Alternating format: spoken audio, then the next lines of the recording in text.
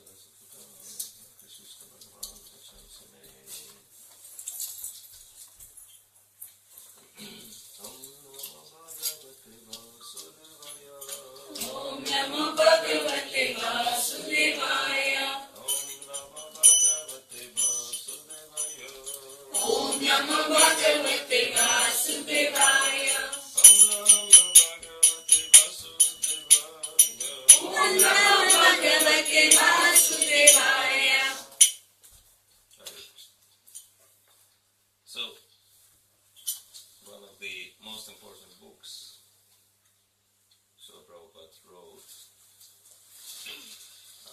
is Nectar of Devotion, which is his rendering of Bhakti Rasayana by Srila Swami. Actually, Srila Prabhupada said there are 4 books, and if you read these 4 books, you can easily understand everything about Krishna consciousness. And these books are, of course, Bhagavad Gita, then Krishna book, Teachings of Lord Chaitanya, and Nectar of Devotion. Because Bhagavad Gita is the foundation anyway for everything. And Krishna book is the essence of Srimad Bhagavatam. The most important part of Srimad Bhagavatam, narrated in very easy form for us. And Teachings of Lord Chaitanya, that's the short summary of Chaitanya Charitamrita. Everything, all the important points are there. And Nectar of Devotion is the book which gives very practical guidelines for execution of our devotional service, as well as describes very elaborately the goal we should be striving for. And so, for today, we would be reading from the 8th chapter of Nectar of Devotion. How many of you read Nectar of Devotion? Please raise your hands. Okay, some. It would be nice that everyone would read. Because our subject for today is temple etiquette, so we'll be reading from the 8th chapter of Nectar of Devotion, offenses to be avoided.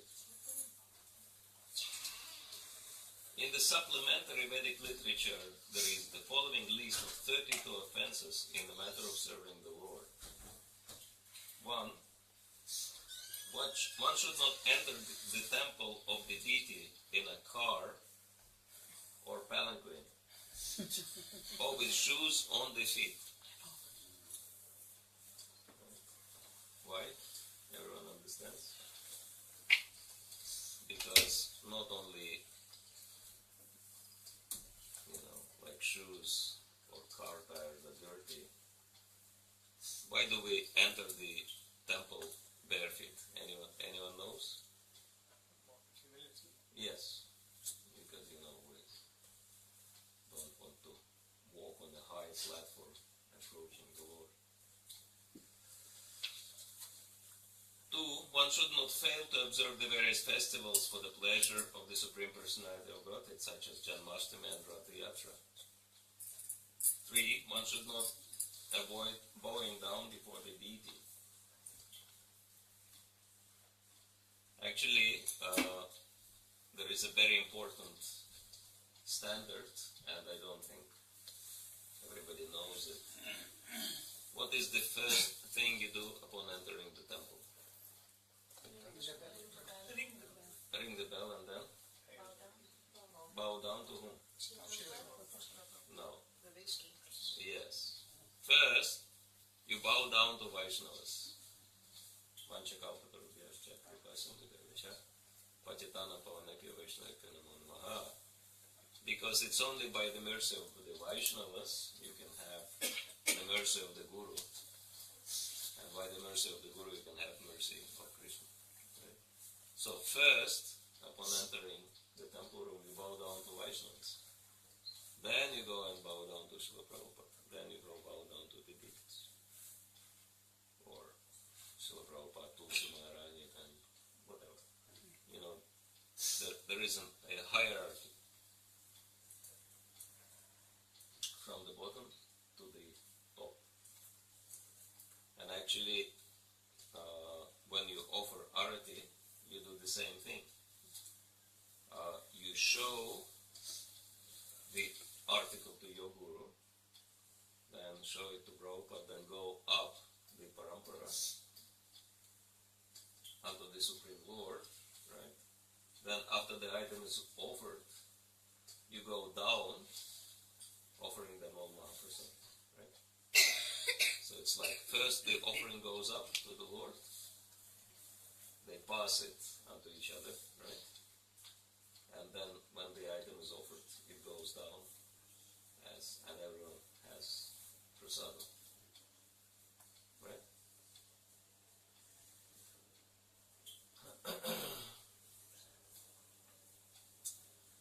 4. One should not enter the temple to worship the Lord without having washed one's hands and feet after eating. So this is very important, that our hands and feet and mouth has to be clean. Right? That everything we do is for the pleasure of Krishna. Even when you brush your teeth in the morning and clean your tongue, why do you do that? What's the reason? Because there are so many reasons, but what's the most important reason?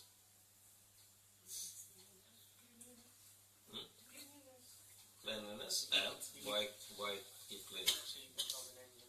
Yes, because the Lord is dancing at the tip of your tongue, and you don't want the Lord to dance in a dirty place, right? So you brush your teeth and you cleanse your tongue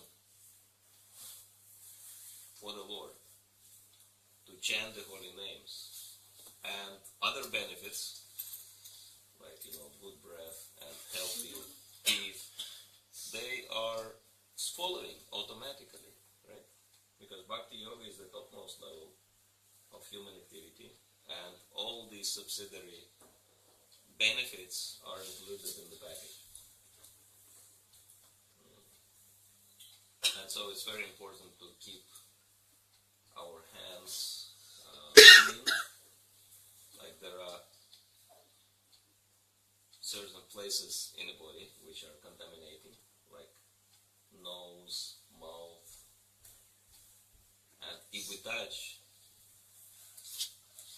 any of the gates of the body, then we should rinse our hands, right? Because if you touch your nose or mouth, then if you touch anything else after that, then this item also becomes impure. So this is very important. And 5. One should not enter the temple in a contaminated state. According to Vedic scripture, if someone dies in the family, the whole family becomes contaminated for some time, according to its status. For example, if the family is Brahmana, their contamination period is 12 days. For the Kshatriyas and Vaishyas, it is 15 days, and for Shudras, 13 days. 6. One should not bow down on one hand.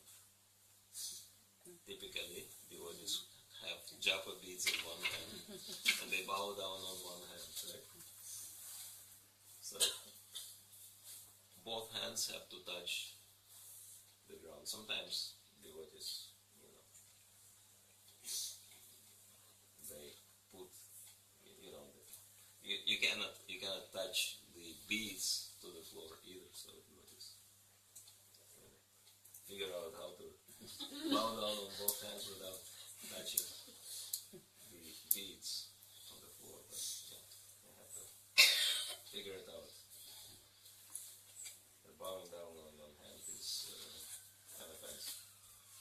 one should not circumambulate in front of Shri Krishna. That's very interesting.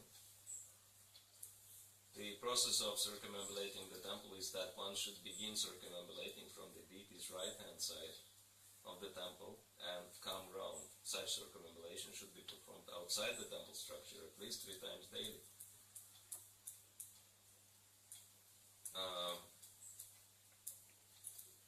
So therefore we, for example, closing the curtains before doing Tulsi Puja, right? Because we cannot circumambulate Tulsi in front of the deity. It's very interesting, sometimes devotees dance in a circle in front of the deities. But ideally, like, you can do parikrama. If you cannot do parikrama outside of the temple, you can walk anti-clockwise in front of the deity, in front of the altar, and it's going to be considered circumambulating the deity. Same thing. The same rule applies in the house as well. Yeah. So sometimes, it's impossible to circumambulate from outside. So from inside, if you go anti-clockwise in front of the deity, it's the same like circumambulating them.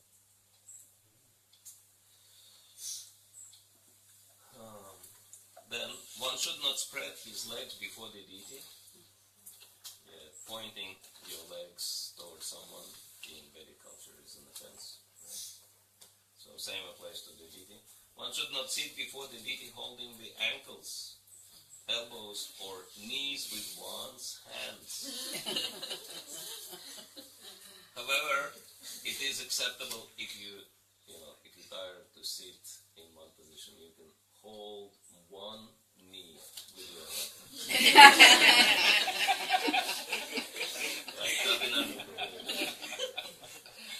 It's not an offense.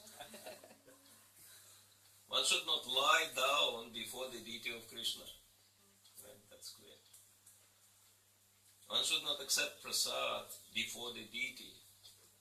So, some munching apple and having darshan, that's not the wrong thing to do. That's a wrong thing to do, right?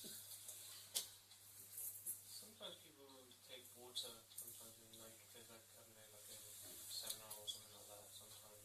Is that acceptable?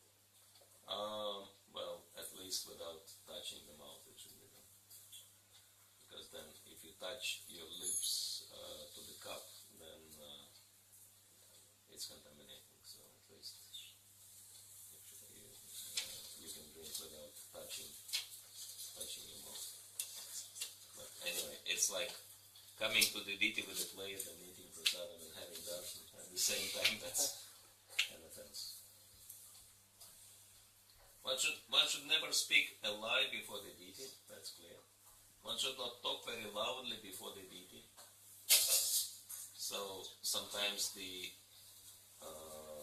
practical problem is that if there are small children, they can make noise in the temple room. And it's an offense, but the small children, they are not responsible for the offense. The parents are responsible for the offense. Because small children, they are not in the age when, they take responsibility for their actions, right? And so, what's the solution? Engage the children. Like for children, playing, that's their dharma, right? Actually, this is perfect because, everybody's dharma in the spiritual world is to play with Krishna, to have pastimes with Krishna. So, actually, children, they are more spiritual than adults. But unfortunately, their games are not always connected to Krishna. So, to restrain the children and not allow them to play, that's adharma. Because, it's artificial. but allow them to make a lot of noise, that's an offense in the temple, and so parents become responsible. Parents bear the consequences of the offense. So what's the solution? Because children want to play, so some adults have to take responsibility and organize some games for them, or some activity, engage in activity connected to Krishna consciousness. And then their nature is engaged, and they develop themselves spiritually, and they don't make any offense, right? That's clear, right? I think that's important. Then,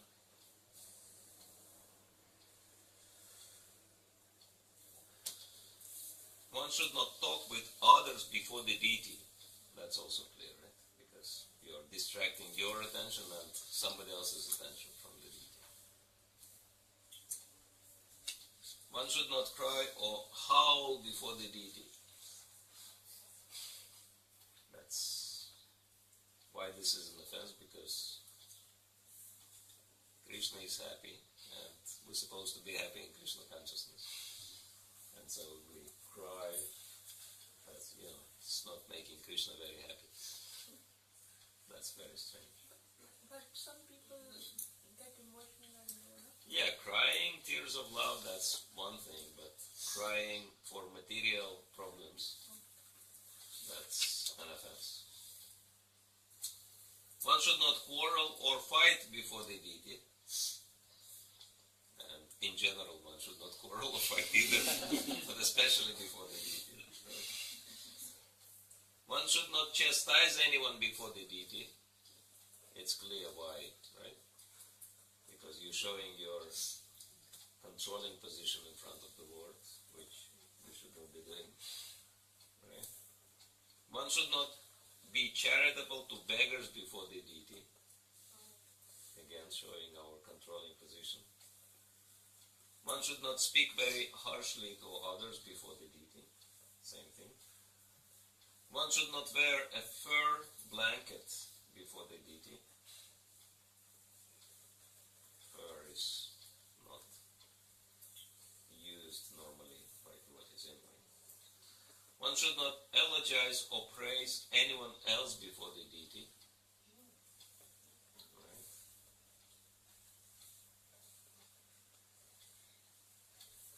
But you can praise your spiritual master, of course. In the Vaishnavas? In the Vaishnavas, somebody will say. Yeah. One should not speak any ill names before the deity. One should not pass air before the deity. One should not fail to worship the deity according to one's means. In Bhagavad Gita it is stated that the Lord is satisfied if some devotee offers him even a leaf or a little water. This formula prescribed by the Lord is universally applicable even for the poorest man. But that doesn't mean that one who has sufficient means to worship the Lord very nicely should also adopt this method and try to satisfy the Lord simply by offering water and a leaf. If he has sufficient means, he should offer nice decorations, nice flowers, and nice foodstuffs, and observe all ceremonies.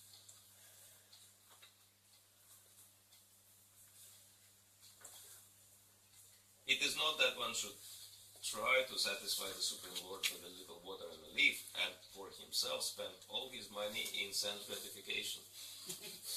So this is really important, right? Because Prabhupada was joking about it, right? That people, they do very little for Krishna and a lot for themselves, right? Like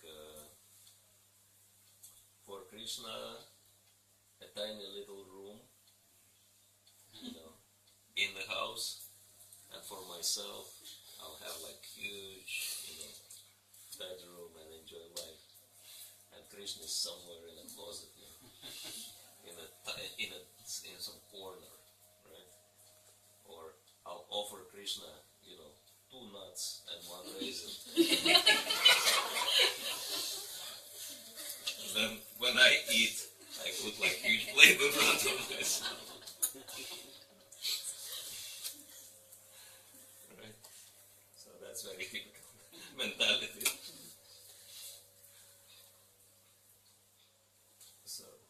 It should not be like that. Krishna should be in the center of the house.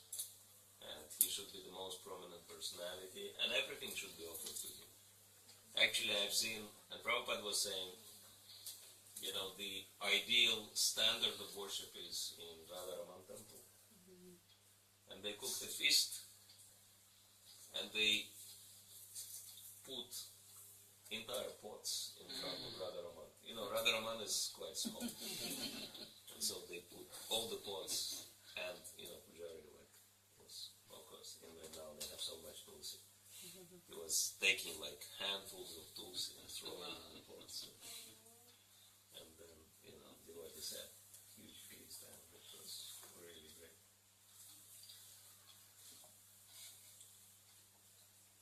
So the idea is that everything should be offered to the Lord. Actually, yeah, this is what Krishna says in Bhagavad Gita, Yad karoshi yad asnasi yad juhoshi tadasi yad yad tapasya sikanti yad kurushva tadarpanam. That whatever we eat, whatever we do, whatever we give away, whatever austerities we perform, it should all be done, Krishna says, for me. And so everything should be offered to Krishna. All our food should be offered to Krishna. Sometimes, yes, for practical purposes, it's very hard to, you know, put all the pots on the altar.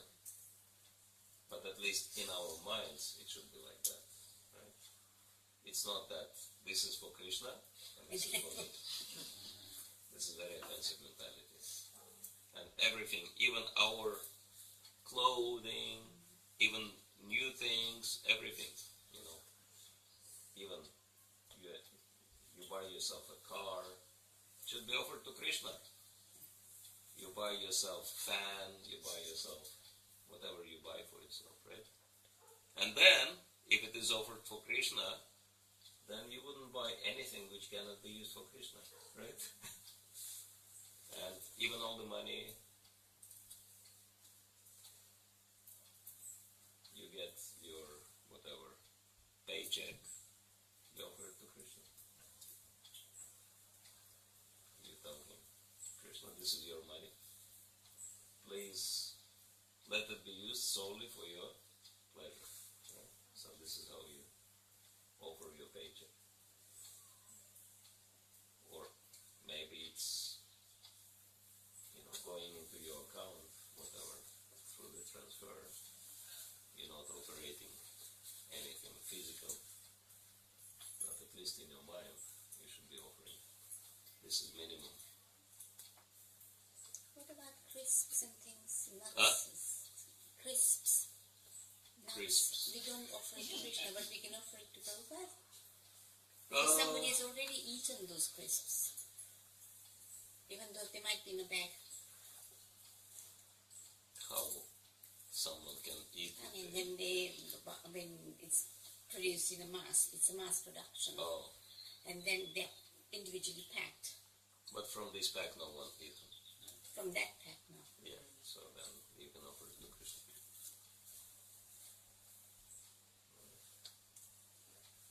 So that's all clear, right? That everything should be offered to Krishna. If we buy stuff for, like, say, bed sheets, you know, nothing to do with Krishna, so how do we offer that? Even bed sheets should be offered to Krishna. Okay. Because your body belongs to Krishna. So you use bed sheets for your body, the bed sheets should also be offered to Krishna.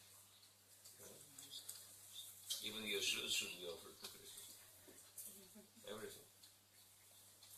Even your glasses should be offered to Krishna. Yeah, that's what I do. New things. Every new thing should be offered to Krishna. Right? So when you say offer to Krishna, thinking about Krishna, No, for the object. for the deity. At least show this item to the deity. What do you have to say to him?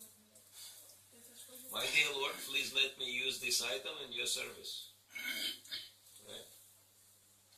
Simple. Okay.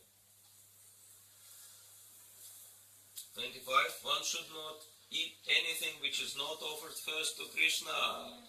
Very important.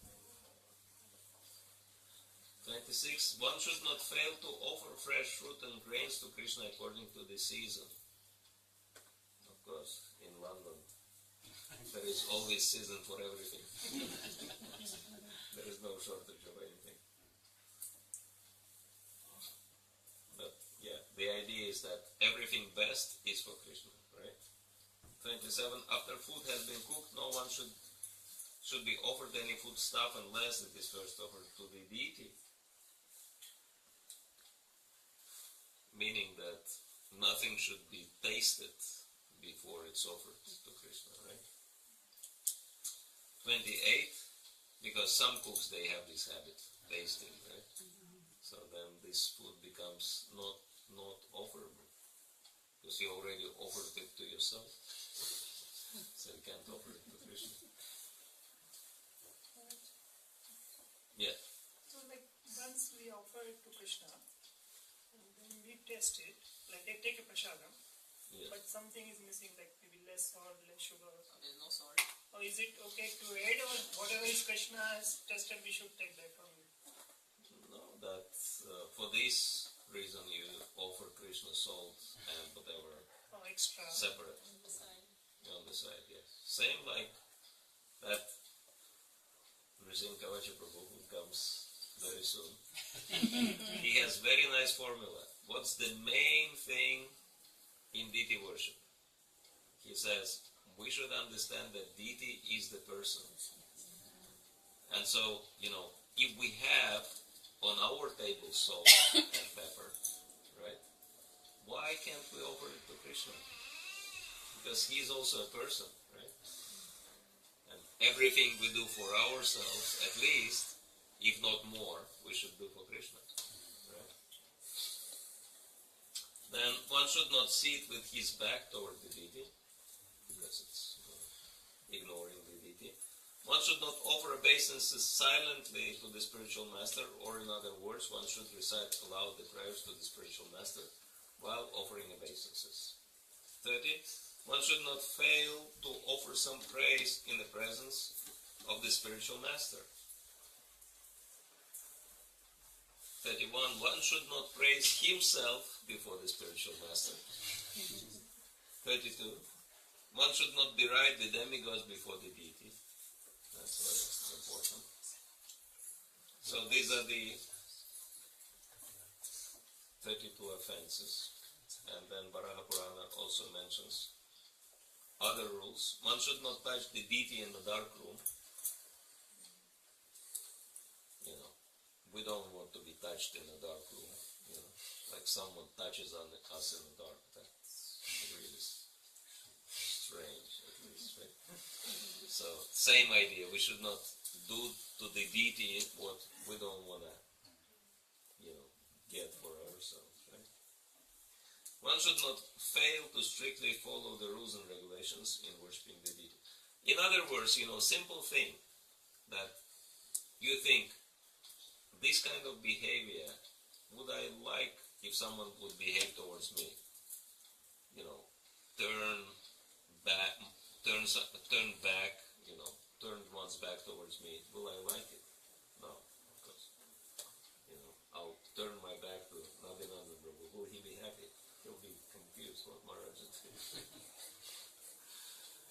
Or I will start bragging suddenly, how great I am. It's also strange, right? So whatever we would not like to be done to us, we should not do that to the deity. Right? This is like the minimum level of respect. One should not enter the temple of the deity without first making some sound. Like ringing the bell. The idea is the same, like you come to somebody's home, you ring the bell, right? You press the button. Here I am. So the same thing, you enter Krishna's home, temple, you have the bell. Krishna, that's me coming, right? Some people don't understand that. I've seen some people ringing the bell, exiting.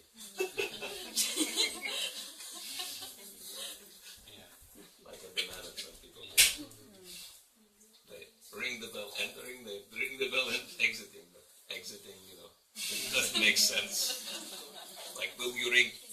doorbell at when you leave the house.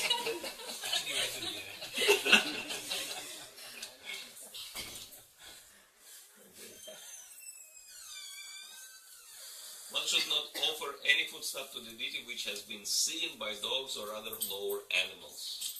Why? Because dogs or other animals, they, are looking at the food with the desire to taste it, and so it's a subtle contamination. One should not break silence while worshipping. Silence means no talking while worshipping, right? That should be. No phone calls. Yeah, no phone calls while doing puja. Having phone and doing puja.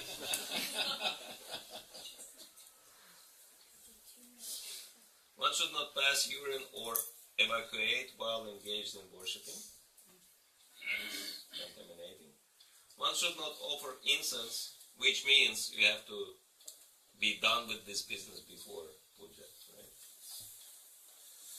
One should not offer incense without offering some flower. Useless flowers without any fragrance should not be offered. In Kali Yuga, many flowers have no fragrance. In the worst case scenario, if it's absolutely not available,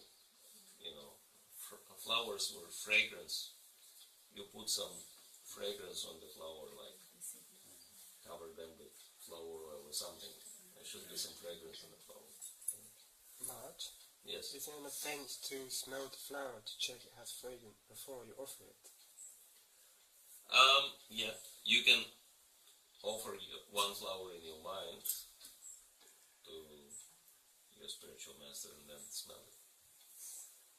So artificial flower with the incense is okay? If nothing else is okay. Golden flowers were offered traditionally. Golden flower, yeah, you can offer golden flower. Giriraj has some golden flowers. One should not fail to wash his teeth very carefully every day. One should not enter the temple directly after sexual intercourse. It's contaminating for 3 days. One should not touch a woman during her menstrual period. One should not enter the temple after touching a dead body. One should not enter the temple wearing garments of red or blue color or garments which are unwashed. Blue color and Blue and red. Well, meaning that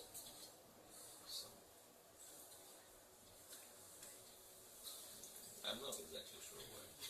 It was said that Radharani wears blue color because Krishna is bluish, blackish, and the yellow clothing Krishna wears because Radharani is golden. It was only told today by Prabhupada Saraswati Swami Maharaj. Yellow and blue, that would be understandable, but why red? It says about the red. Yeah, that. I'm not sure if it is authentic, but someone said since Balaram wears blue and Jatila wears red, and when Radharani and Krishna are engaged in pastimes, if someone goes with that colors, they'll get disturbed. I don't know. Yeah. Some different ideas, but anyway, this is the rule. Red and blue should not be worn in front of the deities. Or unwashed clothing. And it's very important that when you buy something new, it's not clean. Before using this clothing or bedsheet, whatever it is, you have to wash it. Right? Because some people think new shirt is clean. No, it's not clean. You have to wash it and then it will be clean. One should not enter the temple after seeing a dead body. One should not pass air within the temple.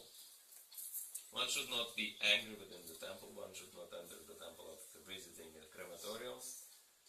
Because contact with the dead body is contaminating, naturally. One should not belch before the deity. So until one has fully digested his food, he should not enter the temple. one should not smoke marijuana or ganja. And that is not just in the temple, but in general.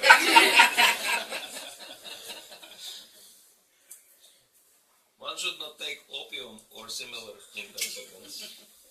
One should not enter the deity room or touch the body of the deity after having smeared oil over his body. Because oil is contaminating also. One should not show disrespect to a scripture teaching about the supremacy of the Lord. One should not introduce any opposing scripture. Scripture is something spoken by the Lord, and so if we speak something opposite, to what the Lord speaks naturally, he's not very happy, so it's an offense. Right? 24. One should not chew betel before the deity. One should not offer a flower which was kept in an unclean pot. One should not worship the Lord while sitting on the bare floor.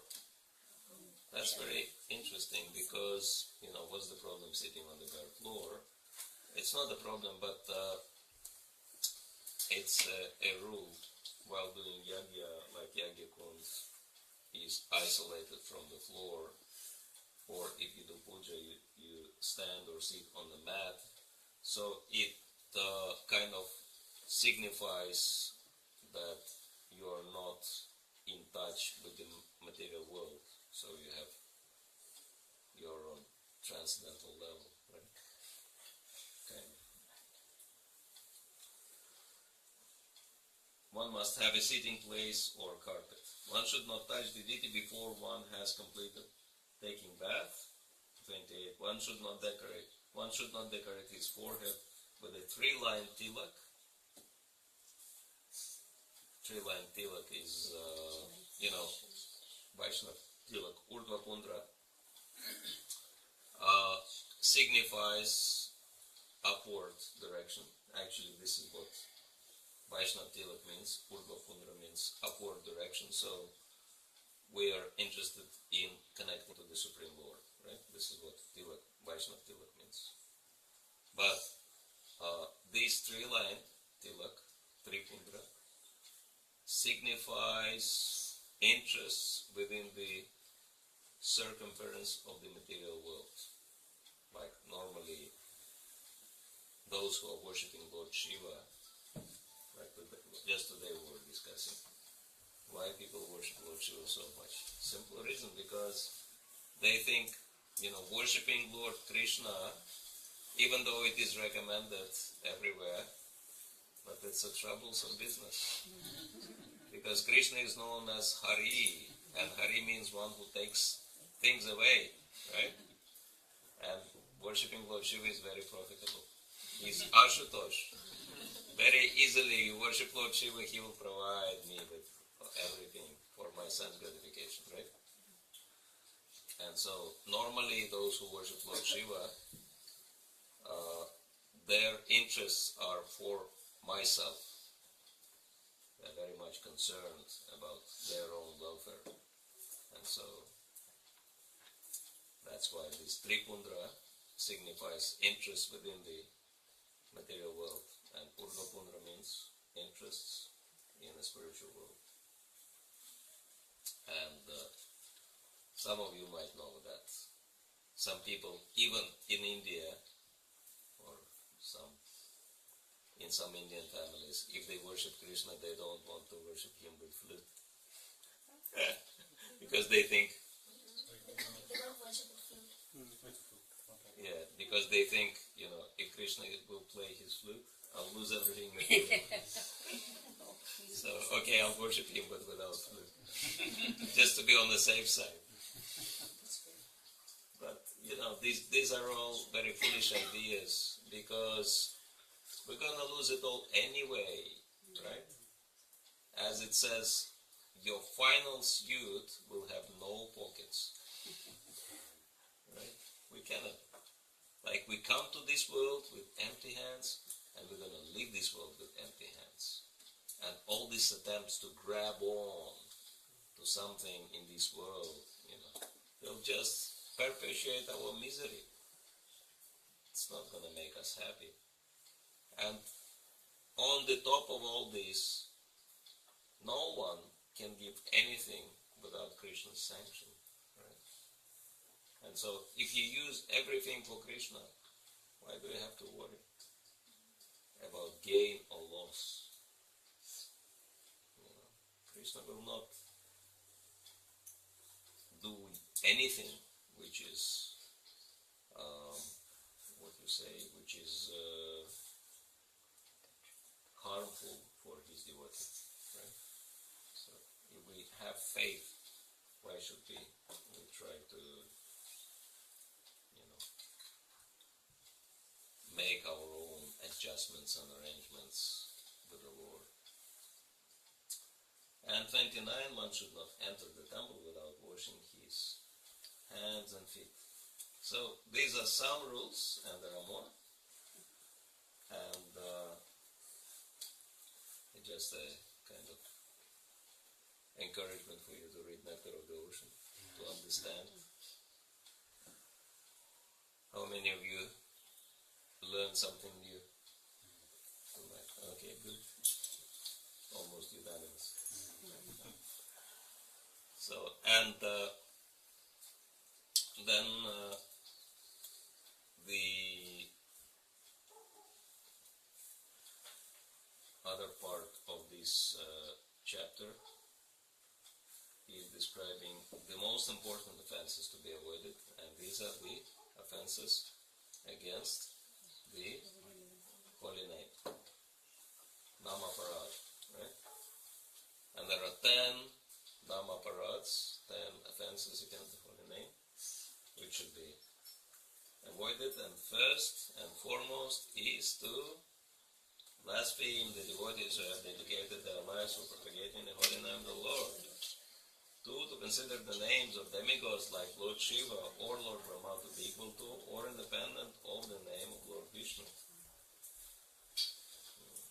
And 3, to disobey the orders of the spiritual master. 4, to blaspheme the Vedic literature or literature in pursuance of the Vedic version. 5, to consider the glories of chanting Hare Krishna to be imagination. 6, to give some interpretation on the holy name of the Lord. 7, to commit sinful activities on the strength of the holy name of the Lord.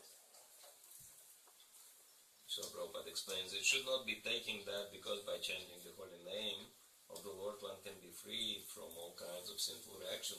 One may continue to act sinfully and after that chant Hare Krishna to neutralize his sins. Such a dangerous mentality is very offensive and should be avoided. Utilizing Krishna's holy name, which is not different from Krishna, for personal, motivations, right? For personal.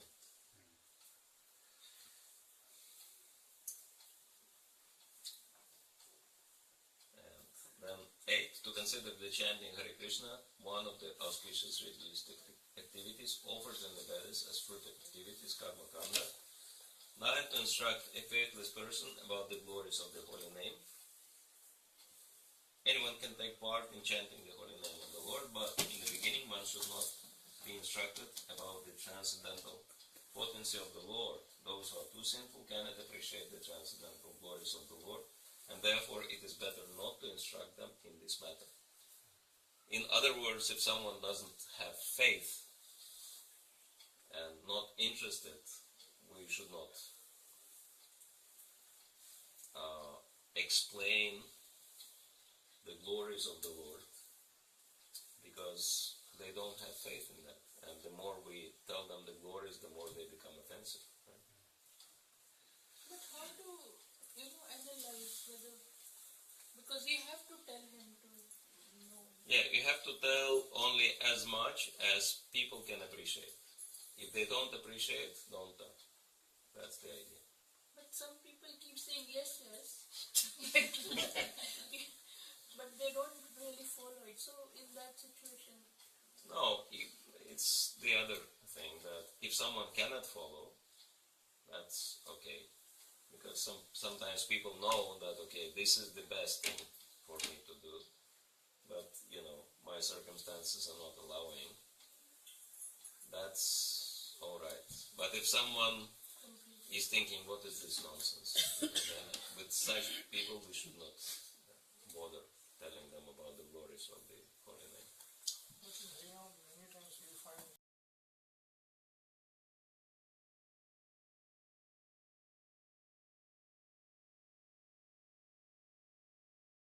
For yourself, whether they will appreciate or not. If they will not appreciate, why would they? Right? That in New Testament, Jesus says, don't cast pearls in front of this wine, because this wine will, trample the pearls. Will never take any benefit, right? So that's along the same lines. We should not cast pearls in front of this wine. Right? Tell about the glories of the holy name only to those people who can appreciate. It's only about the holy name, but what about giving prasadam to people that don't appreciate? Also, like if someone will throw prasadam away, why? No, but maybe they don't know about Krishna consciousness, but they give them prasadam. They maybe have other faith. But will they take prasadam? Yeah, they will take it. Yeah, They don't know. if they take, it's alright, it's fine. Okay. What's the difference? There is only one God.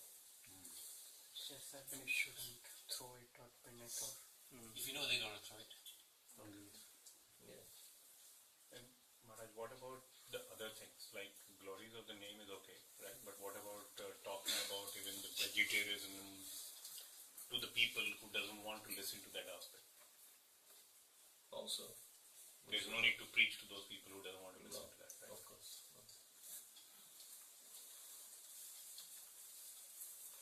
No. If someone is not appreciating, you're just wasting your time. Right? Wasting your time and making it worse, right? Because they become offensive. So instead of coming closer to Krishna, they become more distant as a result, right? Because they feel, someone, I don't care, they push upon me that I don't know. Alright, and then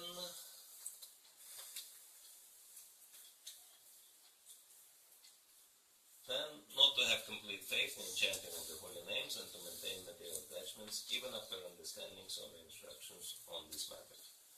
So,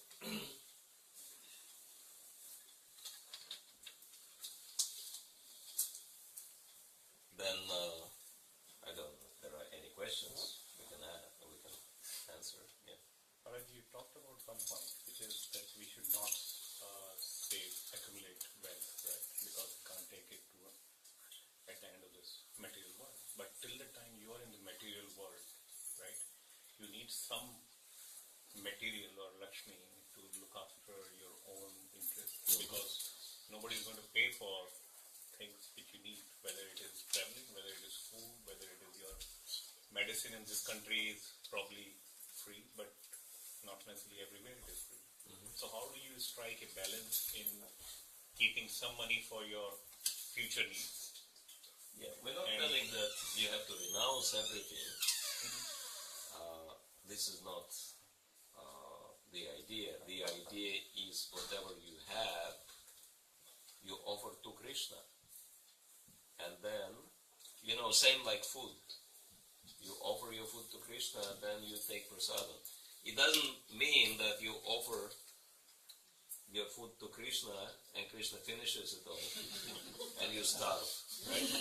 You only feed Krishna. Right? So basically what you're saying is whatever you earn, you offer to Krishna and you keep it in your pocket. No. Keeping in your pocket means it's not your money, it's Krishna's money. Now you have to use all this money only for Krishna and nothing for yourself. Sorry, then the paradox is still there. What is the paradox? Like if you offer the money to Krishna and you're not going to spend it on yourself, then how do you strike the balance that you have to spend something on yourself later on? Give me an example of spending on yourself. Say like you're earning money. Yes. Right? You offer it to Krishna and then if Right. you think that it is to be spent only on Krishna, that means you cannot spend it on yourself. Give me example of Holiday in on Hawaii. yourself. Holiday in Hawaii. Okay. In fact, holiday in Hawaii is slightly more, I would say, luxurious thing, but paying for your old age. Paying for your old age. Yeah. Same. What are you going to do in your old age? Old age, you would need to pay your council tax. You would need to travel, probably wherever you want to go. If I look at this country, then probably your travel to London is free, but outside London, you'll have to pay for your own pocket. If you're traveling to even holy places, to your family, you'll have to pay for that. If you want to eat, Tesco will not give it for free. Again, it's the same thing. Eating, what are you doing with your food? Are you offering it to Krishna? Of course. Then it is for Krishna. If you travel to the holy place, it is for Krishna, right? But if you go somewhere which has no connection with Krishna, then you are a thief. You stole Krishna's money and using it for yourself. You can always create a connection, like people buying an iPhone, you can call it that you're using it for Krishna, though that usage is a very tiny usage, to be honest. Right? Why this tiny usage? I mean, say like... if you use it for your job, right? Yeah. Job makes money. But what are you using your money for? For Krishna, right? Then your job is also for Krishna. Of course, ideally, even the activity which earns you money should be directly connected to Krishna. But it's not possible for many people. So some devotees do. For example, they have prasadam restaurants. You know, that's directly serving Krishna, also making money. But if you do an IT, which, you know, you work for someone who has nothing to do with Krishna, it's indirect. You're earning money. But if you're earning money for Krishna, then it's also serving Krishna. You understand? You have to connect everything to Krishna. Yeah, but if you're going on a holiday, not Dham, some other holiday, Hawaii. how will you connect? Then you have to figure it out.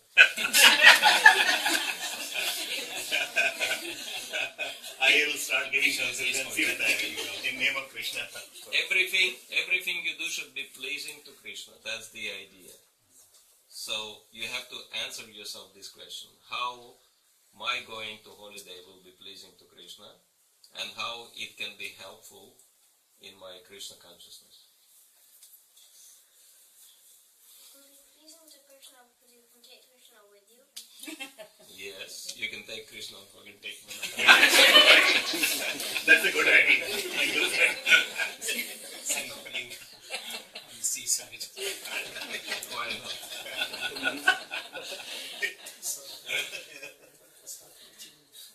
So, Mataji, as long as you can do, say, Harinam in Hawaii, that's okay. I have a question, Maharaj. When we talk about like working in IT and working as a working in Govindas or something, so when you work in IT or any other industry, is it not that all the maintenance is done by Krishna? Like he is running basically this all cosmic manifestation, and every business, everything is run and maintained by him. So is it not like thinking that it's maybe a little offering from us to him, as in doing any job on this planet, doing anything will be like, if I'm working on a project and if that project is successful, it will be a contribution to the economy maybe, or a social contribution, or any contribution which will help the maintenance of everything, whatever is going on this planet maybe. So with that You think mentality will Krishna help. is requiring our helping? maybe not requiring, but it just the way how we can put things, like how we can serve basically maybe. So how is it pleasing to Krishna? And how is it helping me to advance in Krishna consciousness? Like definitely whatever salary we are getting, that will be used, like some part of it. Maybe I don't know if I'm living in the house, if Krishna is there, I don't know if that is for my sense gratification, is for Krishna, but no, definitely everything should be for Krishna. That's the idea behind it. So, but if the full family is a devotee family, but helping Krishna to run the cosmic manifestation, that's I personally think sometimes like a very strange idea. Maharaj, that is actually confusion, right? Buying a sofa in the house, right? Is it for the help of your own sense gratification or helping Krishna? You will sit on there and chant. Yeah, I mean, but that way, I mean, I take that, right? And that's where I was saying, if you're going to Hawaii, as long as you're doing Harinam, it's okay. But you are not doing Harinam just because of that, right? So you're going to Hawaii, that is the primary object. The secondary object is that you're doing Harinam as well, right? Same way. There's a temple there as well, right? Yeah, sure. It's not like you can't go visit the temple. Do some service. And there was the first, Hawaii was the first place I think But to see they had actually massive amounts of temples. Thing I would say is, and the extension maybe, and the people do argue that as well, that if you have to serve Krishna, do you really need to go Hawaii and spend unnecessary Lakshmi out there? You can do all that. Yes. You're near seashore as well. Yeah, that's the thing. If you offer all your money to Krishna, then you'll think twice. It's Krishna's money, so am I really spending it in the right way, right? Because if it's my money, I can spend it any way I want, right? But if you offer it to Krishna, that in itself will make you think, what am I doing with Krishna's money, right? So, and yes, going to Hawaii for preaching, that's ideal. But if you go to Hawaii on the holiday and you do some preaching along the way, that's still better than just going to Hawaii for holiday, right? So the idea is that something is better than nothing. If we cannot offer everything to Krishna, at least we should connect everything to Krishna, right? So that way, I think IT job is also connected. Cosmic manifestation. I wouldn't go that far. I wouldn't go that far, but at least it even is. if I'm working till 50, age of my 50, I think sometimes, not sometime, all the time, that 11 hours of my day, I'm just wasting my time. But if I link that to Krishna, that I'm just serving, whatever I'm doing, I'm just serving Him. Like I'm doing something, even if I'm earning, I'm going to use that for His service. Yes. That will give personally myself, me, that satisfaction that I'm doing something for Him at least. Yes. Just because and then you can add, for say, give prasadam to your colleagues, and do something at your workplace which helps people to advance in Krishna consciousness. So it's an intelligence which is given by Krishna. Some devotees become very, very creative. How to connect the job which is, seemingly disconnected from the direct service of Krishna to Krishna consciousness, that, makes you stunned, how did they come up to the idea? Like, we were in Bombay, and my Guru Maharaja, Swami, he needed some dental work to be done. And there is one devotee, initiated devotee, who is a dentist in Bombay. And so we went to his clinic. He has a little private clinic. I couldn't believe when we entered, because he was dressed in dhoti kurta with big tilak on his forehead, and he was wearing an apron. So it was like he was cooking something at the temple. And then in his room, the first thing upon entering, there was like big Deity, Ladu Gopal.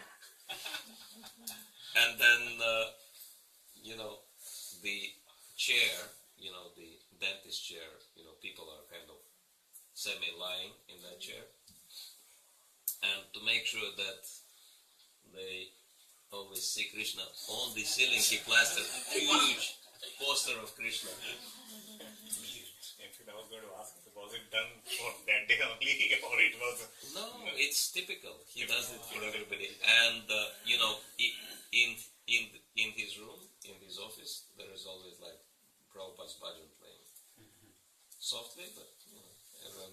Hare Krishna mantra. And after, I don't know what he says to his clients, but he has like sweet balls and he gives prasadam after the treatment. even though after the dental work you're not supposed to eat for a couple of hours. See you soon. I give you sweet, see you soon. Keep coming back. Anyway, this is Chaupati devotees, and normally they're very creative. They're figuring out how to connect everything to Krishna. I think if you're doing your own job or own shop, right? So if he's having own practice, then you have slightly more, freedom to do the way you want to do. Yeah. People will come for your professional service, but if you're working in a work environment, Yeah, you limit it, but still you can, if there is a will, there is a way. You can always find opportunities to connect everything you do for Krishna. Bridge works for bank, and at least before he used to have Bhagavad Gita's in his shelf. So anybody would come, whether they're white, black, blue, green, you'd give them Bhagavad Gita. What a way to use your ability. Yeah, many devotees work as cab drivers. They play Hare Krishna mantra in the cab. They have Prabhupada's books. So there are many opportunities. If we really want it, we can always connect even our job, so-called karma job, to Krishna. All right. Yes. I was asking, how does death contaminate you? Because it isn't like the person's fault that they're dead. Yeah. Well, death is,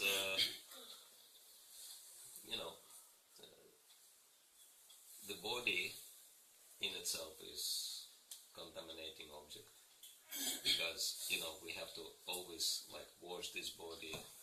If we don't wash this body for some time, it will become very unpleasant, right? So, and this kind of maintenance of the body we can do because there is a soul.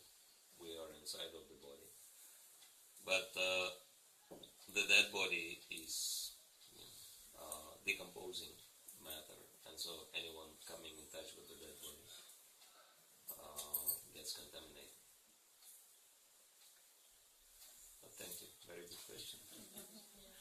in fact, before this conversation which you just mentioned, I used to think, not that I've done it, but I used to think that if you go to temple, then you will get purified, because there is God's, that's the place of God. So even if you're contaminated or any problem, then you will get purified. Yes, the way to purify ourselves is by chanting the holy name, because holy name, Nam Nama Kari Bhavata, that you can chant holy name under any circumstances, in any place, pure or impure, and so even if the place is impure, it becomes pure by the chanting of the holy name. And so, therefore, and holy name is not different from Krishna, but deity also not different from Krishna, but for the sake of showing the right example, we should not enter the temple and come in front of the deity in a contaminated state. But you can always be with the Lord by chanting the holy name, which is the same, will give you the same benefit, like worshipping the deity. Yes. One side we say, Maharaj, that Krishna name, we should chant in any situation, any circumstances, anywhere, everywhere, anytime. Other side we say that we should be having these rules, should be clean. Yes, of course it's good, understandable, why it should be clean. I get that point, but I just feel sometimes it's contrary with that point that we can chant this Mahamantra anytime, any situation. Yes. If holy name is purifying, then why we should even bathe and clean our teeth and... No, only that, means I can understand, it's better to have after cleaning the body, cleaning everything. But why we should stop, even chanting, even before that? Yes, there is no bar that you can chant even at night, even without bathing, even without brushing your teeth. You can also chant. But to show the respect to the Supreme Lord, we should follow all these rules. Like Bhagavad Gita says, 3rd chapter, that I'll read this verse because I don't remember the exact translation. It's a very nice verse. And it's a very good point. Why we should do something we don't have to do for our benefit.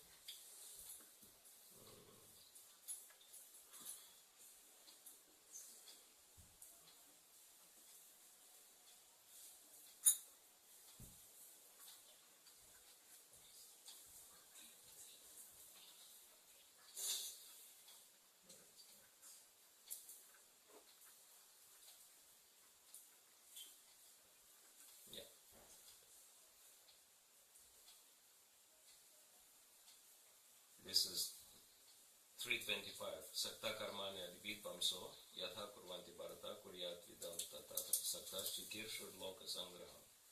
As the ignorant perform their duties with attachment to results, the learned similarly act, but without attachment, for the sake of leading people on the right path. So just for showing the good example, we should treat the holy name with great respect and be very clean, and it's like practical example. For example, you are a close friend with some highly posted man, right? And your relationship with him is very familiar, right? You're like friends. You can slap him on the shoulder and all this, right? But he has very high position. And so when you are in private, you can have very friendly relationship with him, right? But when you are in the public, for the sake of not showing a bad example, you should behave respectfully, right? So it's the same idea, that for the sake of showing the best example, you should act in exemplary way. Even if you don't need to do that.